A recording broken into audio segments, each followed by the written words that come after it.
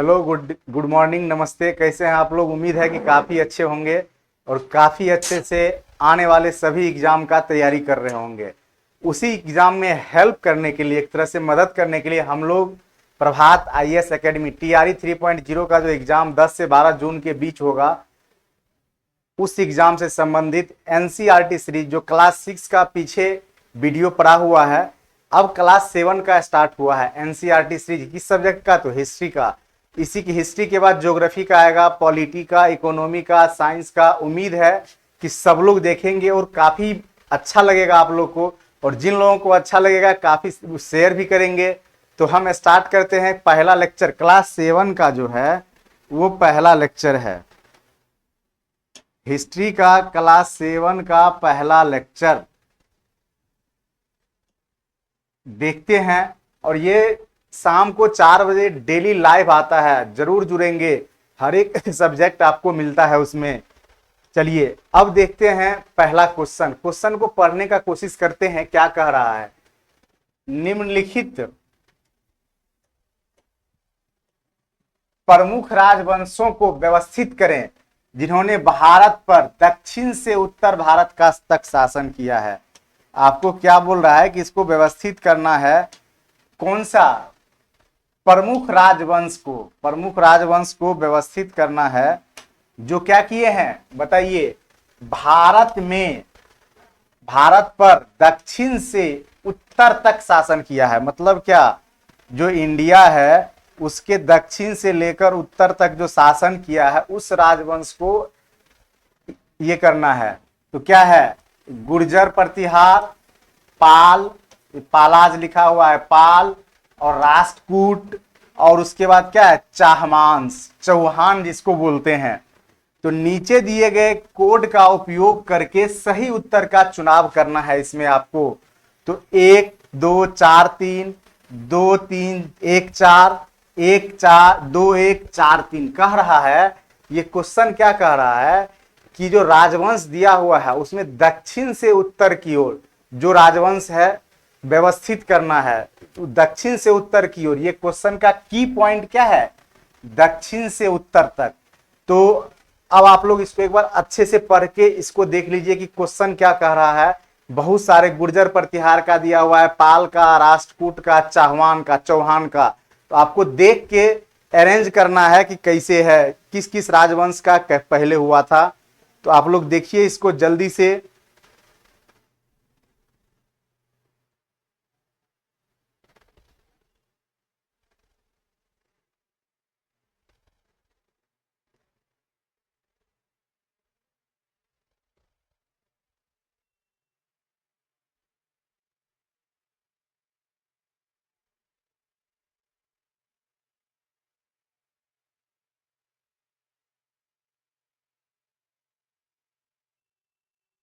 देखिए ये है पलाश राजवंश, पलाश।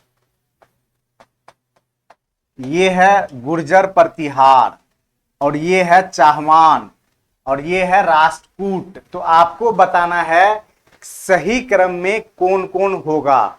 तो हम एक मैप बनाते हैं और उससे देखते हैं कि कौन कौन सा वंश कहां पर है।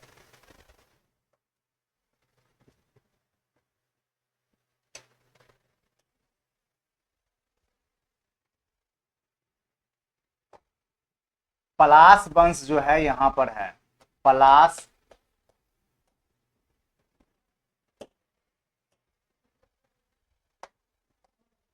पलाश वंश यहां पर है। अब देखिए उसके बाद देखिए, आपको पता होगा कि गुर्जर प्रतिहार वंश कहां पर होगा। यहां पर चाहमान है, यहां पर चाहमान, जिसको बोलते हैं चौहान। अब उसके बाद कौन सा था? राष्ट्रकूट। देख लीजिए राष्ट्रकूट कहां पर है। ये रीजन जो है राष्ट्रकूट का है। ये रीजन किसका है? राष्ट्रकूट का। अब आपको हिंट मिल गया होगा। और एक कौन बचा सो बताइए। क्वेश्चन देखते हैं। पलाश हो गया, गुर्जर प्रतिहार, चौहान और राष्ट्रकूट। तो इसका सबसे सटीक क्या हो जाएगा? 3 2 दक्षिण से और 1, फिर उसके बाद क्या हो जाएगा? चाहमान 4। इसका जो सही आंसर होगा वो क्या हो जाएगा, घ हो जाएगा। क्लियर। अब यहीं पर होगा कौन, गुर्जर प्रतिहार, जीपी जिसको लिख सकते हैं।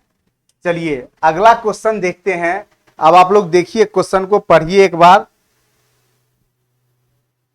ये कंप्लीट एनसीईआरटी सीरीज है और हर एक सब्जेक्ट का एनसीईआरटी बहुत अच्छे से अरेंज वे में आप लोग के सामने लाया गया है, जिससे कि आपको एनसीईआरटी का किताब पढ़ने का कोई जरूरत नहीं पड़ेगा। अगर आप लोग लगातार इस क्लास को देखेंगे तो आपको एनसीईआरटी का कोई बुक पढ़ने का जरूरत नहीं पड़ेगा और हर एक सब्जेक्ट का, सोशल साइंस में सब सब्जेक्ट का आपको एनसीईआरटी सीरीज मिल जाएगा। आप देखिए इसको पहले, क्या है दावा। ए, युद्ध के दौरान सामंतों ने राजा को सैन्य सहायता प्रदान की। बोल रहा है कि जब युद्ध होता था तो सामंत क्या था, राजा को क्या करता था, सैन्य सहायता प्रदान करता था। किसको, राजा को। कौन, सामंत, सामंत के द्वारा। अब क्या है, सामंत बहुत मजबूत व्यापारी थे। अब ये पूछ रहा है कि ये जो सामंत थे, सामंत जो थे बहुत मजबूत व्यापारी थे। ये जो है क्लास 7 का है और ये मध्यकालीन भारत, पहला जो हुआ था प्राचीन भारत का क्लास 6 का एनसीईआरटी हिस्ट्री का था। अब है मध्यकालीन भारत और ये किस क्लास के लिए है, तो क्लास 7 के लिए है।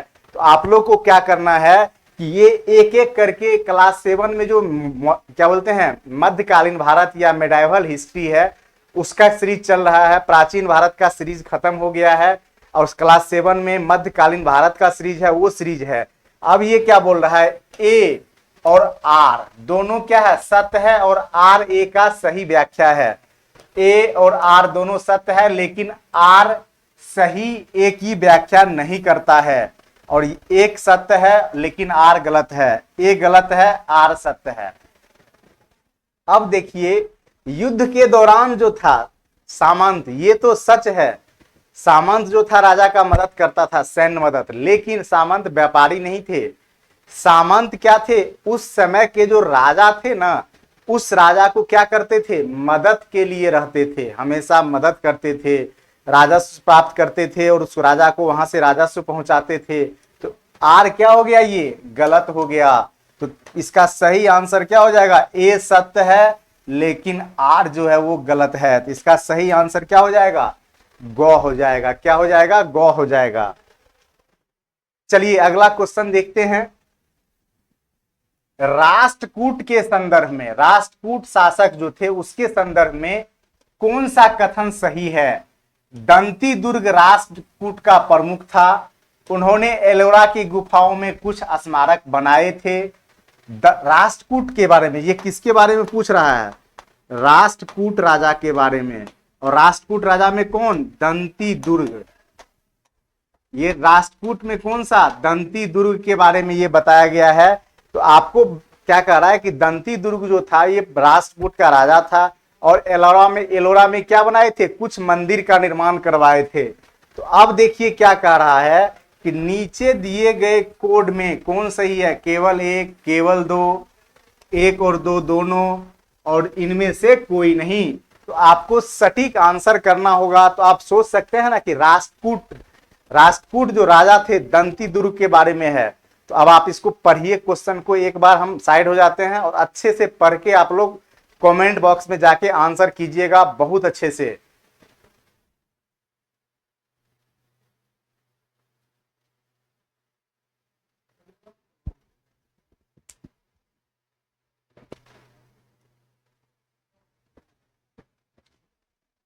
राष्ट्रकूट जो थे वो कर्नाटक में जो चालुक्य वंश जो था ना, चालुक्य, उन्हीं के अधीन थे, चालुक्य के अधीन थे, चालुक्य के अधीन थे। कौन, राष्ट्रकूट। अब समझ गए होइएगा।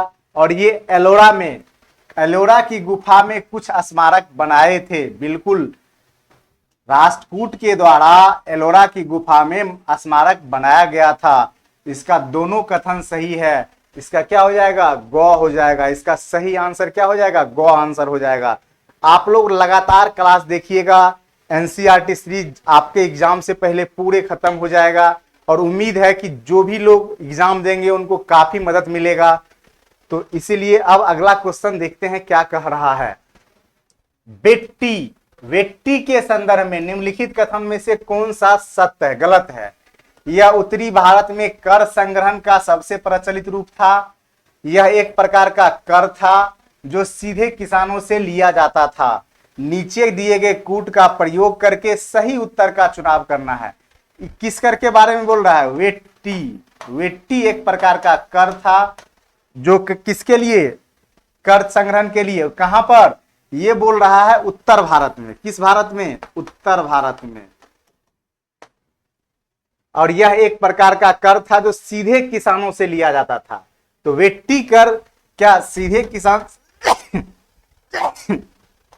सीधे किससे? किसान से लिया जाता था?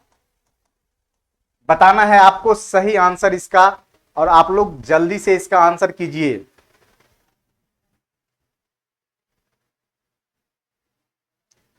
पूछ रहा है कि कौन सा नीचे दिए गए कोड का सही उत्तर बताना है।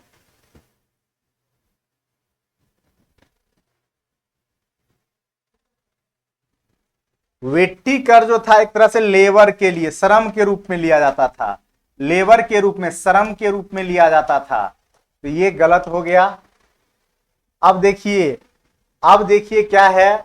और दूसरा क्या क्या आता था? जो यह एक प्रकार का कर था जो सीधे किसान से नहीं, समझ गए ना, मजदूरी कराता था, जबरन मजदूरी करवाता था। और ये कहां पर था? दक्षिण भारत में था। उत्तर भारत में ये कर नहीं लिया जाता था। इससे आपको पता हो क्वेश्चन क्या करना है, सही उत्तर नहीं, इसमें से कोई सही नहीं है। एक और दो दोनों क्या हो गया बताइए? दोनों गलत है। इसका क्या हो जाएगा? दोनों गलत है। ये कर सीधे किसान से नहीं लिया जाता था, इसके एवज में क्या करवाया जाता था? मजदूरी।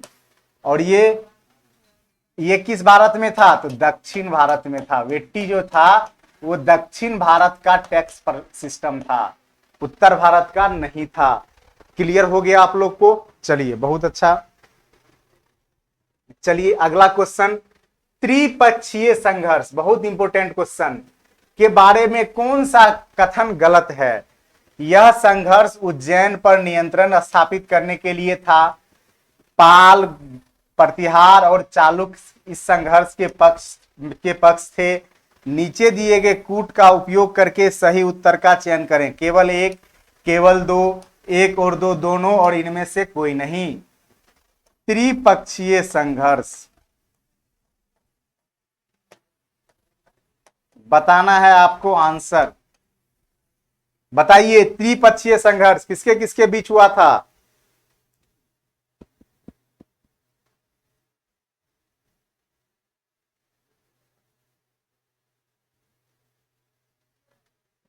त्रिपक्षीय संघर्ष किसको लेकर था बताइए?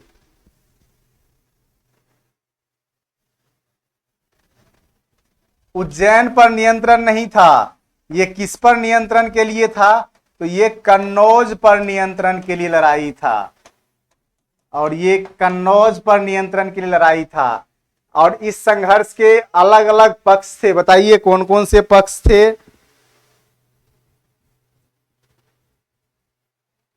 गुर्जर प्रतिहार, उसके बाद राष्ट्रकूट, चालुक्य नहीं थे। चालुक्य नहीं थे। कौन था?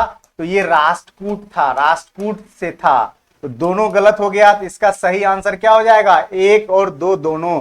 क्वेश्चन पढ़ के आंसर करना है, सीधा क्वेश्चन का आंसर नहीं करना है, कंफ्यूजन होगा। इसीलिए आप लोग क्वेश्चन पहले पढ़ लीजिएगा तब आंसर कीजिएगा। चलिए ये क्वेश्चन तो हो गया। अब अगला क्वेश्चन देखते हैं क्या कह रहा है। अल बिरूनी या अल बरूनी, अल बरूनी के बारे में आपको बताना है। जल्दी से बताइए इसका आंसर। वह मोहम्मद गौरी के साथ भारत आए। वह वर्तमान अफगानिस्तान से थे। किताब उल हिंद उनके द्वारा लिखित पुस्तक थी। ऊपर दिए गए कूट के में से कौन सा सही है? पढ़ के बताना है। केवल तीन, तीन और दो, एक और तीन, एक दो और तीन। आपको इसका आंसर करना है, जल्दी से कीजिए आंसर इसका।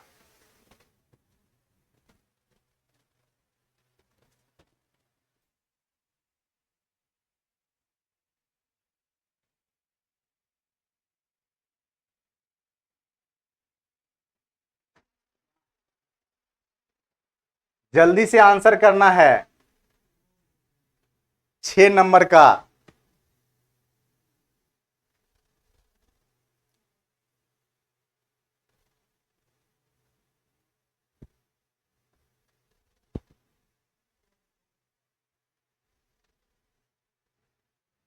ये गौरी के समय में नहीं आया था, ये किसके समय में, गजनी के समय में आया था, तो ये गलत हो गया।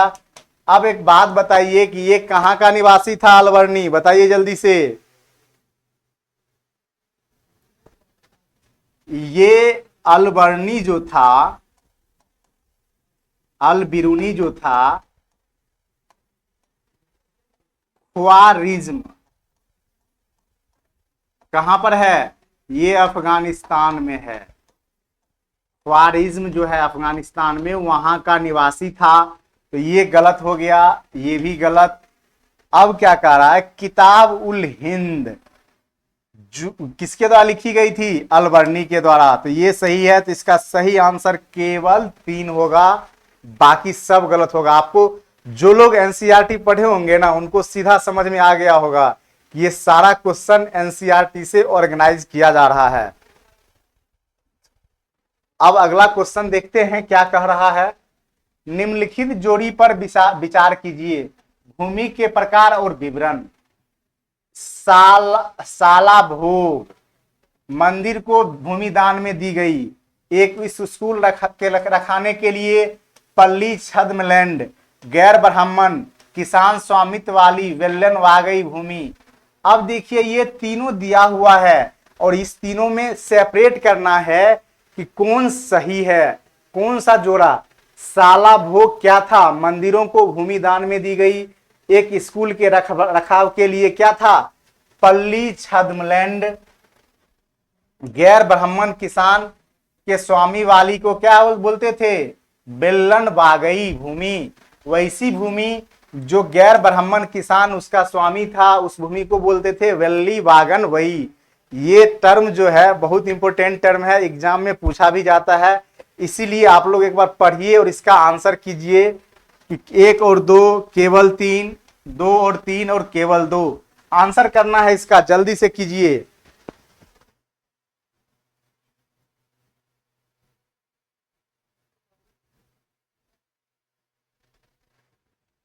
वेल्लन वागल जो है, वेल्लन वागल, ये गैर ब्राह्मण या गैर ब्राह्मण किसान जो थे, गैर ब्राह्मण किसान को दिया जाता था। क्लियर। अब दूसरा क्या कह रहा है, साला भोग, देखिए क्या है,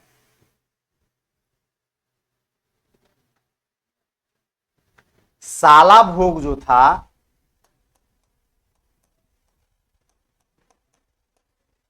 विद्यालय के रखरखाव के लिए दिया जाता था भूमि, विद्यालय के रखरखाव के लिए जो भूमि दिया जाता था साला भोग कहलाता था। अगला क्या है, पल्ली छद्मलैंड, अगला क्या है बताइए, पल्ली छदम भूमि। पल्ली छदम भूमि जो था वो जैन धर्म को दिया जाता था, जैन धर्म को मानने वाले को दिया जाता था, मानने वाले को दिया जाता था,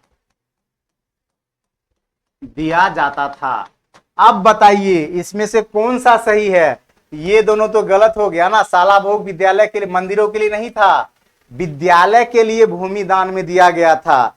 और देवदान जो होता था, जो देवदान होता था वो जाता था मंदिर को दान में, मंदिर को दान में दिया जाता था।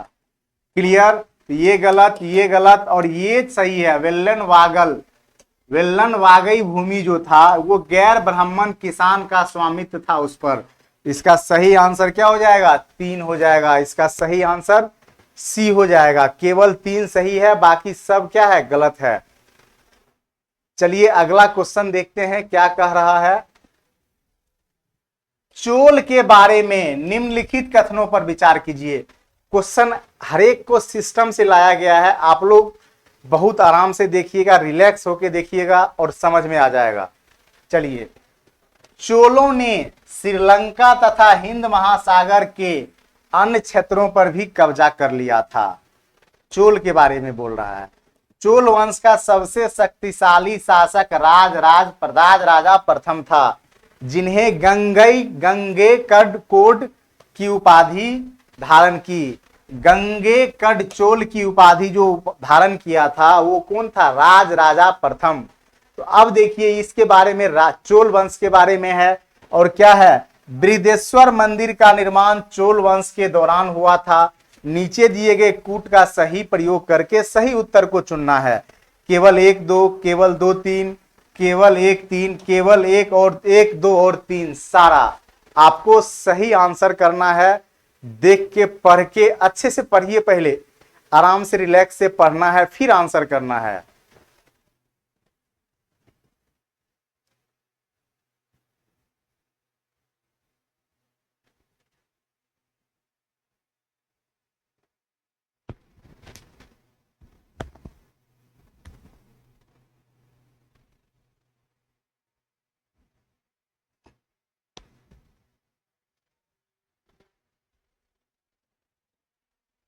ये जो था ये राजेंद्र चोल था। राजेंद्र चोल जो था वो गंगई कोड चोलपुरम का उपाधि लिया था। ये लिए थे गंगई कोड चोलपुरम की उपाधि लेने वाला कौन, राजेंद्र चोल था, राज राजा प्रथम नहीं था। तो दूसरा तो सीधा गलत। अब आगे हिंट कीजिए, अगला क्या हो जाएगा, जल्दी से आंसर कीजिए। ये बिल्कुल सही है, हिंद महासागर और श्रीलंका के बीच। देख लीजिए ये क्षेत्र के बारे में बोल रहा है। ये जो क्षेत्र है यहां पर श्रीलंका है और यहां पर हिंद महासागर, इसी क्षेत्र पर इसका अधिकार था। बिल्कुल सही। और बृहदेश्वर मंदिर जो का निर्माण जो तंजौर में है, वो कहां पर है, तंजौर में। तो वो उसका निर्माण इन्हीं के काल में हुआ था। तो इसका सही आंसर क्या हो जाएगा, 1 और 3 दोनों। क्लियर। चलिए अगला क्वेश्चन देखते हैं। चोल काल के दौरान प्रशासन की इकाई के बढ़ते क्रम में निम्नलिखित को व्यवस्थित कीजिए। नाडु, उर्स, कोट्टम्स, मंडलम। बोल रहा है कि प्रशासन जो चलता था, शासन प्रशासन, उसमें बढ़ते क्रम में मतलब कि कौन सा पहले था, बढ़ते हुए क्रम में कौन सा पहले था, उसके बाद कौन था, उसके बाद कौन था, हर एक को सजा के बताना है। आप लोग बताइए जल्दी से, इसका सही क्रम बताना है 9 का। बताइए जल्दी से।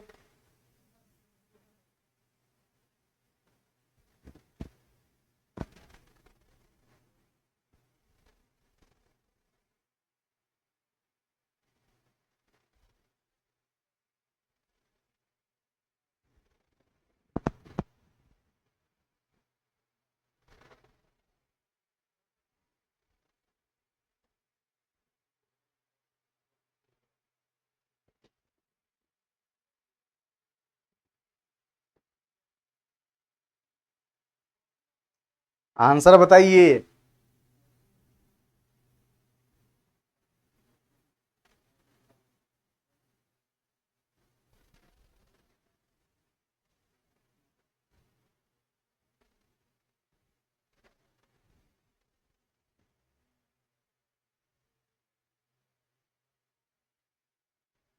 बढ़ते क्रम में क्रम देख लेना है। पहले क्या हो जाता था, उर्स। उर्स के बाद का रूप जो था वो नाडु था, और उसके बाद कोट्टम। फिर लास्ट जो आता था वो लास्ट में क्या आता था, मंडलम। तो सबसे पहले 2 1 3 4, इसका सही आंसर क्या हो जाएगा, गौ हो जाएगा। 2 1 3 4। क्लियर। चलिए अगला क्वेश्चन है, प्राचीन भारत में नगरम का वर्णन किया जाता है किसानों की बस्ती के रूप में, राजा का आदेश, एक प्रकार का कर और व्यापारियों का संघ। नगरम, नगरम किसको बोला जाता है? जल्दी से बताइए आप लोग।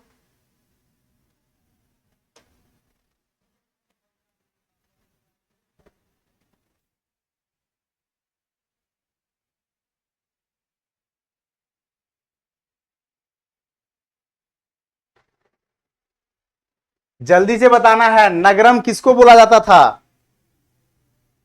नगरम जो था वो व्यापारियों का एक संघ था। इसका जो सही आंसर हो जाएगा, क्या हो जाएगा? नगरम। कर तो अलग अलग था, ये कर प्राचीन काल में ये नहीं था। कर तो बहुत सारा कर था जिसके बारे में हम बता भी चुके हैं आपको। प्रशस्तियों के बारे में निम्नलिखित में से कौन सा कथनों पर विचार कीजिए। प्रशस्ति इतिहास के पुनर्निर्माण का सर्वोत्तम स्रोत था। प्रशस्तियां राजा की शान में लिखी जाती थी। नीचे दिए गए कोड का सही प्रयोग करके सही उत्तर चुनिए। केवल एक, एक और दो दोनों, केवल दो, इनमें से कोई नहीं। क्या बोल रहा है? प्रशस्ति, प्रयाग प्रशस्ति, समुद्रगुप्त, हरिसेन, सबका नाम सुने होइएगा। तो पूछ रहा है उसी प्रशस्ति के बारे में कि राजा के शान में लिखा जाता था, इतिहास पढ़ने का सबसे सर्वोत्तम साधन था। क्या था? आपको बताना है इसका आंसर, जल्दी से बताइए।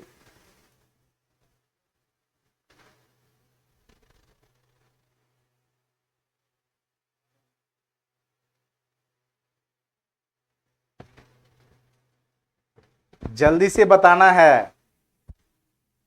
देखिए प्रशस्ति में जो बहुत सारा चीज लिखा जाता था वो 100% सत्य नहीं होता था। तो इतिहास के पुनर्निर्माण में इसका कोई मदद नहीं हो सकता था। तो ये क्या हो गया? गलत। और हाँ, प्रशस्ति राजा के शान में लिखा जाता था, ये सही है कि राजाओं के शान में क्या लिखा जाता था? प्रशस्ति। क्लियर है?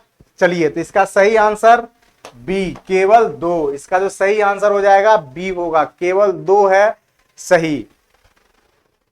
चलिए अगला क्वेश्चन, केरल के ईसाइयों के बारे में निम्नलिखित कथनों पर विचार कीजिए। उन्हें सीरियाई ईसाई कहा जाता है, वे विश्व के सबसे पुराने ईसाइयों में से एक हैं। उपरोक्त कथनों में कौन सा सही है? केवल एक, केवल दो, एक और दो दोनों, उपरोक्त में से कोई नहीं।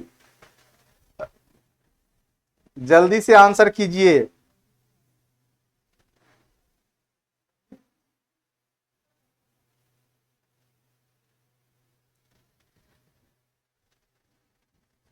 इसका दोनों सही हो जाएगा।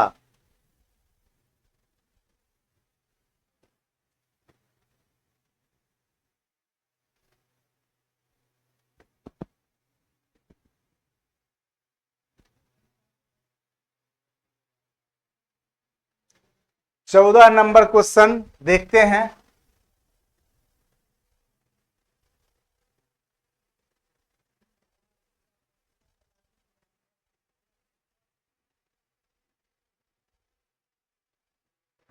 अब देखिए क्या कह रहा है, निम्नलिखित में से कौन सा सत्य है मोहम्मद गौरी के बारे में? वह भारतीय क्षेत्र पर आक्रमण करने वाला पहला व्यक्ति था। उन्होंने भारत में मुस्लिम शासन की नींव रखी। नीचे दिए गए कोड का उपयोग करके सही उत्तर का चयन करें। केवल एक, एक और दो दोनों, केवल दो और इनमें से कोई नहीं। आपको बताना है, मोहम्मद गौरी के बारे में बताया गया है, जल्दी से बताइए।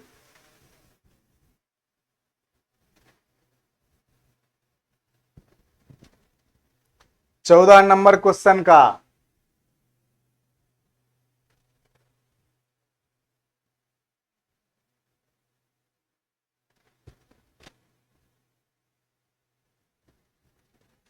मोहम्मद गौरी पहले नहीं था, उससे पहले इंडो, ग्रीक, शक, कुषाण, गजनी, बहुत सारे लोग आक्रमण किए थे। ये तो पहला नहीं था।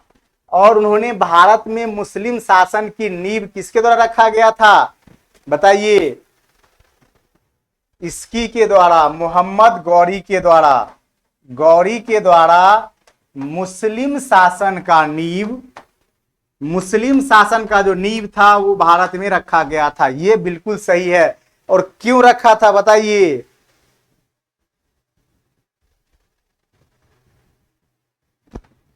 ये जो था, हरा के किसको? भारत के राजा को हराए थे। उसके बाद ये किसका नींव रखे? मुस्लिम शासन का। इसका सही आंसर केवल बी हो जाएगा सही। चलिए, वेल लाला एक टर्म है। वेल लाला क्या है? में के बारे में निम्नलिखित कथनों पर विचार कीजिए। वेल लाला किसानों का समूह था। वेल लाला नीतियों को प्रभावित किया। नीचे दिए गए कोट का उपयोग करके सही उत्तर का चुनना है। केवल एक, केवल दो, एक और दो, दोनों, इनमें से कोई नहीं। वेल लाला क्या है आपको पढ़ना है। ये सब टर्म जो है मध्यकालीन भारत से है और दक्षिण भारत से है। वेल लाला टर्म, बहुत सारा टर्म जो दक्षिण भारत से है वो सब है। तो आपको इसका आंसर करना है।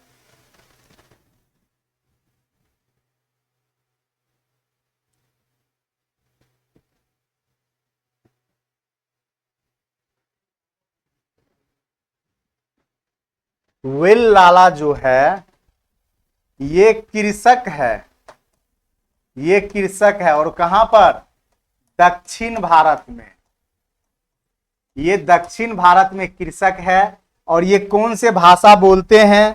तो ये तमिल भाषा बोलते हैं। और ये कौन क्या है? ये हिंदू हैं। अब इसका आंसर बताइए जल्दी से। कृषक हैं, दक्षिण भारत के हैं, और ये कहां पर है? तमिल भाषा बोलते हैं, हिंदू हैं, और ये कहां पर रहते हैं? तमिलनाडु में रहते हैं। तो इसका सही आंसर आपको बताना है वेल लाला के बारे में। जल्दी से बताइए। अब तो समझ में आ गया होगा इसका आंसर।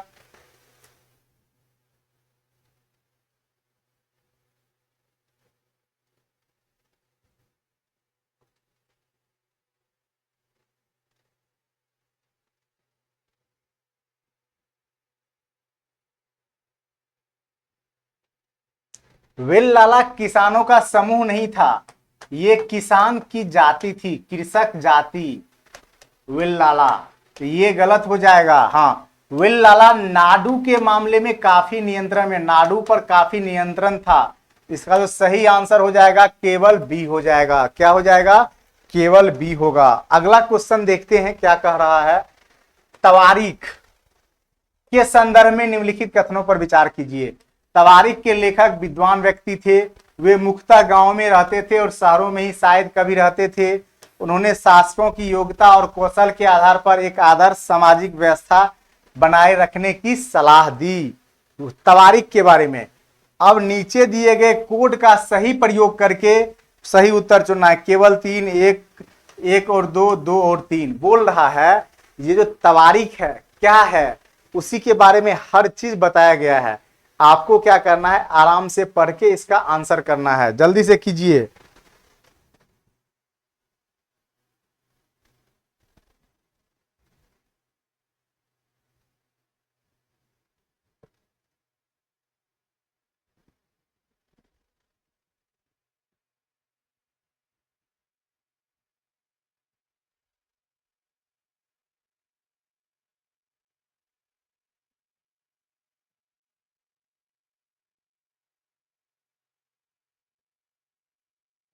बिल्कुल, तवारीख के जो लेखक थे वो विद्वान व्यक्ति थे। ये बिल्कुल सही है।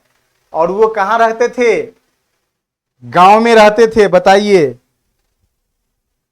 तवारीख जो है वो मुख्य रूप से शहर में रहते थे, गांव में नहीं रहते थे। तो ये गलत हो गया। और उन्होंने शासकों की योग्यता के आधार पर, क्या बोल रहा है? नहीं,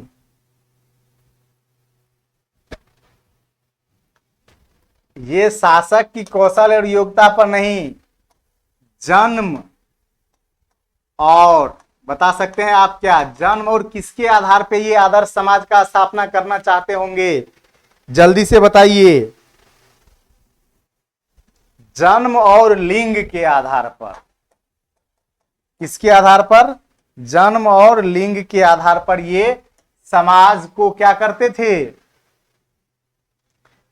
एक मतलब आदर्श सामाजिक व्यवस्था बनाने का कोशिश करते थे। तो ये दोनों गलत हो गया और ये सही हो गया। अब केवल एक, इसका जो सही आंसर होगा केवल एक सही होगा। अगला क्वेश्चन देखते हैं क्या कह रहा है। दिल्ली सल्तनत के शासकों के संबंध में निम्नलिखित कथनों पर विचार कीजिए। दिल्ली सल्तनत का सबसे लंबा समय तक शासन करने वाला राजा बहलोल लोदी था। बहलोल लोदी, ये लोदी वंश से थे। किस वंश से? लोदी वंश से।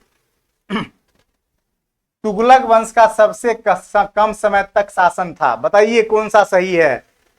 केवल एक, एक और दो, एक दो और ना ही एक और ना ही दो। इसका सही आंसर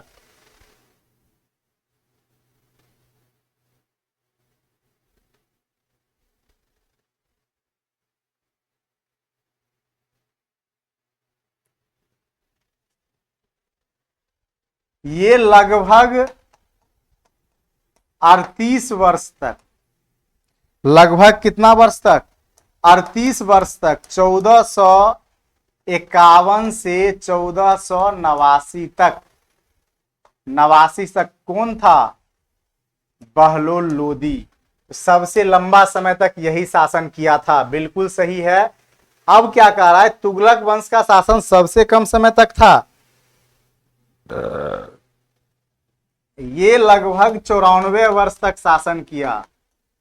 तो सबसे लंबा था, इसका जो शासन का काम था वो सबसे लंबा शासन था।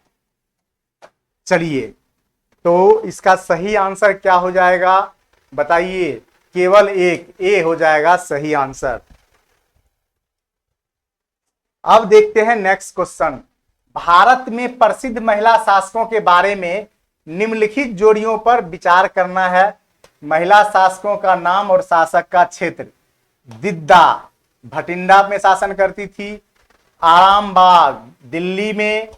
और क्या है? रुद्रम देवी मैसूर में। उपयुक्त दिए गए युग में से सही सुमेलित को पहचानना है। जल्दी से बताइए।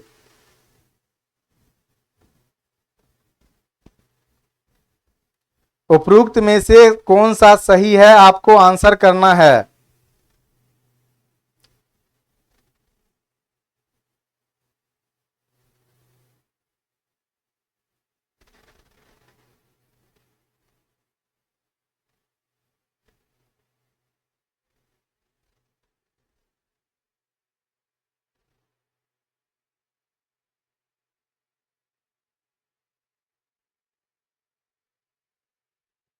दिद्दा जो थी वो कश्मीर की शासिका थी। कहां की?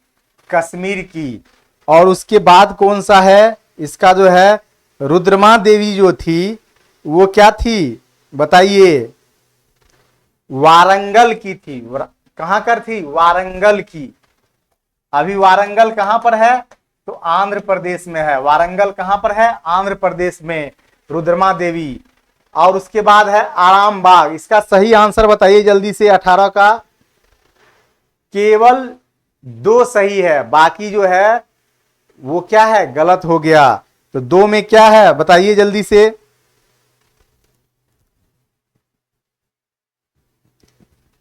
ये रजिया सुल्तान होगा। यहां पर ये गलत लिखा गया था। रजिया सुल्तान कहां की थी? दिल्ली की थी। ये सही है। तो इसका सही आंसर क्या हो जाएगा? केवल 2। और दिद्दा कश्मीर की। और रुद्रमा देवी काकतीय राजवंश की थी। कहां पर? काकतीय राजवंश की थी। तो इसका सही आंसर आपको समझ में आ गया होगा। केवल गौ घ हो जाएगा। चलिए अगला क्वेश्चन देखते हैं।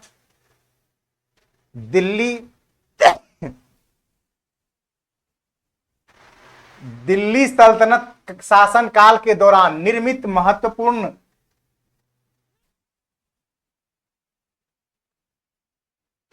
वास्तुकला पर निम्नलिखित कथनों पर विचार कीजिए। वास्तुकला जो था उसके संबंध में जो बहुत सारा था दिल्ली सल्तनत में, उस पर विचार करना है। पहला क्या है?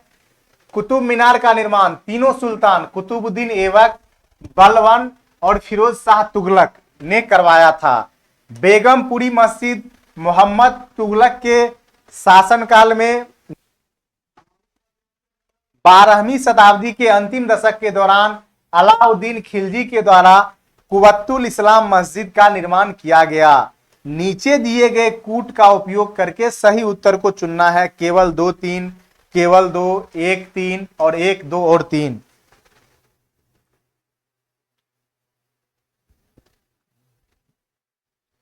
अरे कर रहे हैं, जल्दी से आंसर कीजिए 19 नंबर का।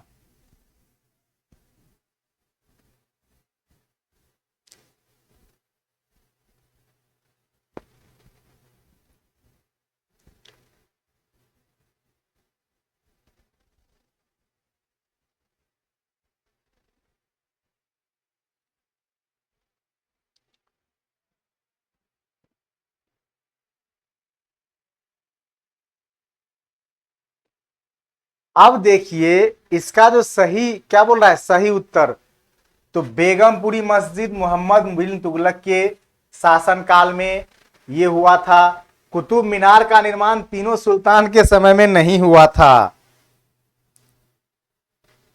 बताइए किसके समय में कुतुब मीनार का स्टार्ट हुआ था? कुतुबुद्दीन ऐबक के समय में। उसके बाद क्या हुआ था बताइए?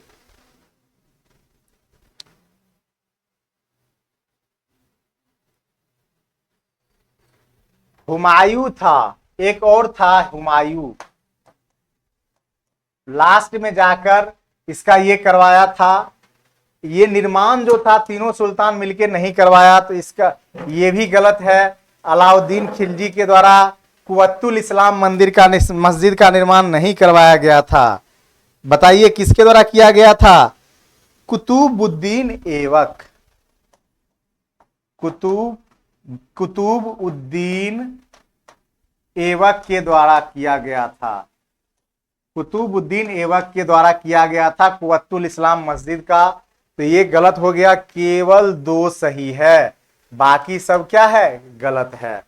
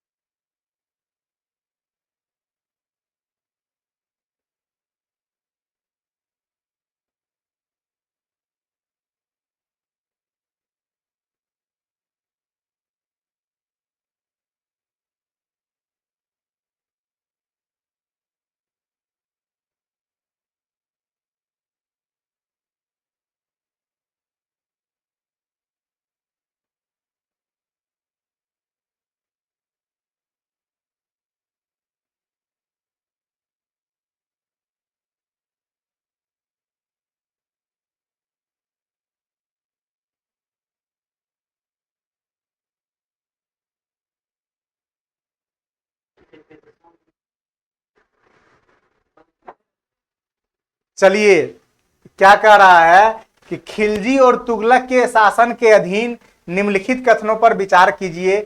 इक्ता भूमि का एक हिस्सा था जिसका उपयोग खेती के लिए किया जाता था और इसके धारक को इक्तादार कहता था। खराज खेती पर लगने वाला कर था। अलाउद्दीन खिलजी और मोहम्मद तुगलक के शासनकाल में दिल्ली सल्तनत पर मंगोलों का आक्रमण कम हो गया, यही बोल रहा है। तो ये तो सही है, लेकिन ऊपर वाला 1 और 3 दोनों गलत है, इसलिए इसका जो सही आंसर हो जाएगा केवल 1 और 3, लेकिन गलत है। ये गलत आंसर पूछ रहा है कि गलत कौन कौन सा है वो बताना है। सही पूछता तब और कुछ होता है इसका आंसर। अगला क्वेश्चन, अलाउद्दीन खिलजी और मोहम्मद बिन तुगलक के शासनकाल के संबंध में कथनों पर विचार कीजिए। मोहम्मद बिन तुगलक ने अपने सैनिकों के लिए सिरी नामक एक गैरिसन शहर का निर्माण किया। अलाउद्दीन खिलजी ने अपने सैनिकों को वेतन इक्ता के बजाय नगद में देना चुना और दिल्ली में वस्तुओं की कीमतों को भी नियंत्रण किया। ये किसके बारे में बोल रहा है? अलाउद्दीन खिलजी और मोहम्मद बिन तुगलक, दोनों के बारे में 2 पॉइंट।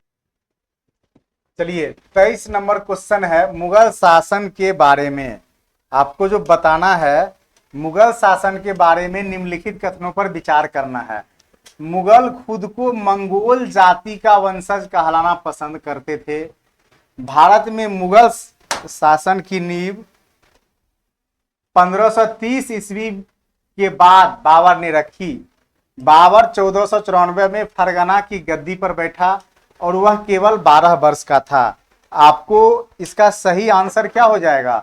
नीचे दिए गए कोड का उपयोग करके सही उत्तर का चयन करना है। केवल 1 और 2, केवल 3, केवल 1 और 3 और केवल 1 बताना है इसका सही आंसर। देखिए, ये अपने आप को तिमुरिड वंश का कहलाना पसंद करता था। तिमुरिड वंश, तैमूर और चंगेज खान दोनों का मिल, चगताई वंश भी उसको बोलते हैं। कौन सा? चगताई वंश। क्लियर? तो ये गलत हो गया। दूसरा क्या है कि ये जो नींव मुगल वंश का जो था 21 अप्रैल 1926 के बाद पड़ा था, ना कि 1530 में पड़ा था। दूसरा भी गलत हो गया। बाबर 1494 में फरगना की गद्दी पर बैठा जब वह केवल 12 वर्ष का था, ये सही है। केवल 3 कहां पर है? बी में है। इसका सही आंसर क्या हो जाएगा? बी हो जाएगा। चलिए, अगला क्वेश्चन, मुगल सम्राट हुमायूं के संदर्भ में निम्नलिखित कथनों पर विचार करना है। शेर खान ने हुमायूं को चंदेरी और कन्नौज में हराया, जिससे वह ईरान भागने पर मजबूर हो गया। उनकी पत्नी गुलबदन बेगम ने उनकी जीवनी हुमायूंनामा लिखी। उसने अपनी दूसरी राजधानी के रूप में दिल्ली में दीन पनाह का निर्माण किया। 1555 में उसने दिल्ली पर पुनः कब्जा कर लिया, लेकिन शेर खान ने उसे मार डाला। कौन सा कथन गलत है? ये सारे कथन हुमायूं के बारे में दिया हुआ है और आपसे पूछ रहा है कि कौन सा कथन है जो गलत है। बताइए जल्दी से इसका गलत आंसर।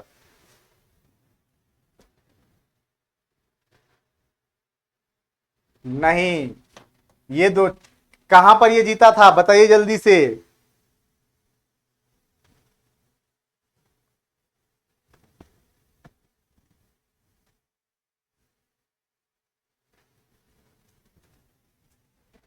चौसा और कन्नौज, ये गलत हो गया। और इसकी जो उनकी पत्नी नहीं थी गुलबदन बेगम, कौन थी बताइए जल्दी से। बहन थी गुलबदन बेगम, उसकी बहन थी गुलबदन बेगम, हुमायूं की बहन थी गुलबदन बेगम। ये भी गलत। उसने अपनी दूसरी राजधानी दिल्ली, बिल्कुल ये सही है। और 1555 में दिल्ली पर पुनः कब्जा कर लिया। और शेर खान नहीं, शेर खान के द्वारा ये नहीं मारा गया, चौगान खेलते हुए मारा गया। ये सीढ़ी से जो गिरा था ना, लाइब्रेरी जो बनाया था, उसी लाइब्रेरी के सीढ़ी से गिरने से ये मर गए थे। इसका गलत आंसर कौन कौन हो जाएगा? 1, 2 और 4। चलिए, क्लियर हो गया। अब अगला क्वेश्चन आज के सेशन का लास्ट क्वेश्चन, मनसबदार शब्द के संदर्भ में यह मुगलों द्वारा ध्यान केंद्रित करने के लिए उपयोग की जाने वाली एक ग्रेडिंग प्रणाली थी। रैंक, वेतन, भूमि, सैन्य जिम्मेदारियां। नीचे दिए गए कूट का सही प्रयोग करके बताना है कि कौन सही है। 1 2 3, 1 2 4, 2 3 4 और उपरोक्त सभी। मनसबदार, पता है ना आपको, अकबर शुरू किए थे मनसबदारी प्रथा। तो अब आपको इसका आंसर बताना है कि कौन कौन सही है। मनसबदारी प्रथा अकबर शुरू किए थे, तो रैंक मिलता था बिल्कुल, वेतन भी मिलता था, भूमि का स्वामित्व नहीं मिलता था, लेकिन सैन्य जिम्मेदारियां मिलती थी मनसबदार को। तो 1 2 और 4 इसका क्या हो जाएगा, सही आंसर हो जाएगा। चलिए आज का सेशन यहीं पर, फिर नेक्स्ट क्लास में मिलते हैं। उम्मीद है कि आप लोग जी तोड़ मेहनत कर रहे होंगे, उम्मीद से ज्यादा मेहनत कर रहे होंगे, और ये सेशन देखकर भी आप लोग को बहुत अच्छा लगेगा। आप क्या करना है, तो लाइक करना है, शेयर जितना से जितना कर सकते हैं, और सब्सक्राइब जो नहीं किए हैं कर लीजिए। और ये व्हाट्सएप नंबर है, आप अपना मैसेज करके ग्रुप से जुड़ सकते हैं, जिससे कि ये पीडीएफ आपको आसानी से मिल जाए। मिलते हैं नेक्स्ट क्लास में। Thank you.